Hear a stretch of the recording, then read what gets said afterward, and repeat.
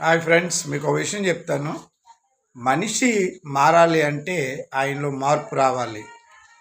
ఆయన దేవుడికి అందరికీ ఇష్టలుగా బ్రతకాలి అని అంటే ఆయనలో మార్పు రావాలి.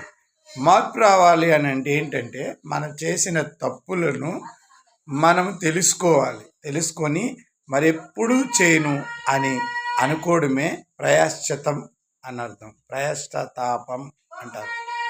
అంటే మనం చేసిన పాపానికి పరిహారము ఏదీ చెల్లించలేము.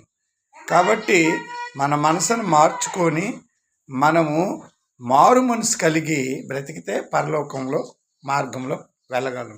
ఇదే మాట బైబిల్ చెప్తుంది.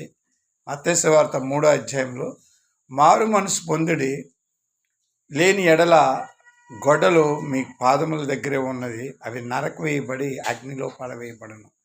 ఏ మనిషి అయితే తన తప్పులు ఒప్పుకోడు వాడు పరలోకం వెళ్ళలేడు.